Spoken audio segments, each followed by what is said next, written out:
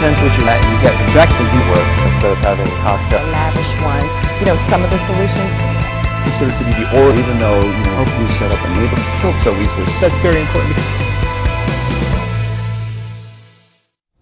Retirement. It isn't something to start thinking about in your 50s or 60s. You need to do it right now and plan decades earlier.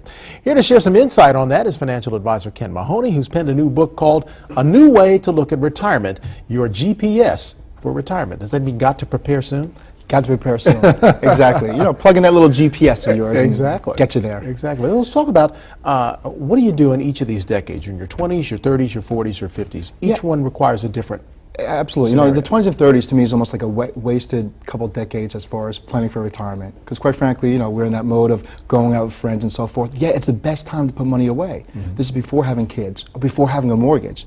So you're 25 years old, you may be living at home. What a great time to sock away money. To me, it's really a wasted opportunity because And we don't think about it. we don't think about it. Now we're in our 40s and 50s, raising a family, okay, all the expenses about raising a family, having a mortgage. It gets a little bit difficult then. And then it gets easier thereafter because then you're in the higher income years at that point. You may have received an inheritance, and by then hopefully your college of payments have gone through, the graduate and so forth, and the mortgage hopefully is diminished. So, you know, we have a couple sweet spots when we try to put money away for retirement. Those earlier years, and then again those later years. So 20s and 30s perhaps when you're starting to really generate some good income. Yeah, maybe and a your little kids bit are at a little. time. You know, it's so funny for most people to say, what's the difference putting 2% a year in? I mean, that's not going to make a difference. You know what? They should see the other side of it. I work with people as a financial planner. They come to me, they're 65 years old, and they say, I can't believe I have $500,000 in my 401k plan. A little bit at a time, 2 and 3%, you know, each month going in, compounding over time, and they have this huge lump sum. And so it makes a difference just to start with Yeah, just a little bit at a time. And again, that's a problem we have as investors. We always want to think big. You know, we want to throw that bomb down the field and try to catch it. And the problem is that doesn't usually work. Right. What happens a little bit at a time. Now, on the flip side, if you have people in their 50s that haven't really saved and are now saying, well, I've got to do something because in the next 15 years or 20 years, if I live that long, I'm going to have some money banked. Right. How do you advise those folks? Yeah, there's a couple of ways to look at it. Most people, when they look at how much money they make and how much they spend, they look at this as a little sliver of savings, right? Yeah, we could try to do things to raise our income, start a side business, doing things on the side to try to increase our income and give us more time for savings. You know, we're not retiring at 62 like our grandparents did. Right. Thankfully. Thankfully, we're living longer, healthier lives. So that also means when you start looking down the road, don't look at 62 or 65 line in the sand, I'm finished.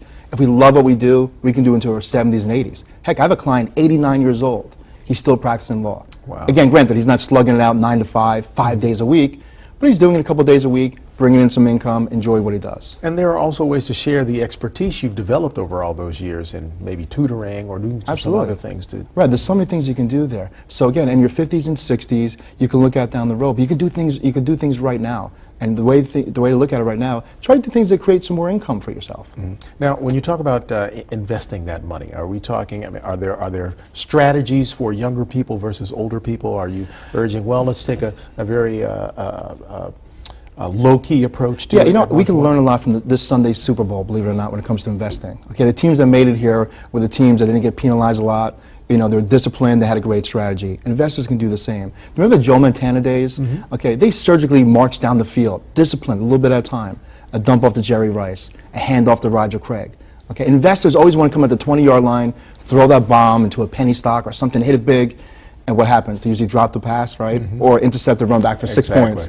Okay, so think about the Joe Montana days of surgically going down the field, a mutual fund, some annuities, some bonds, a little bit at a time, and compound that over time. Can really give you a great retirement. Versus if you're on the again on the older end, you've got to take a more aggressive approach. No, again, you're on the older end.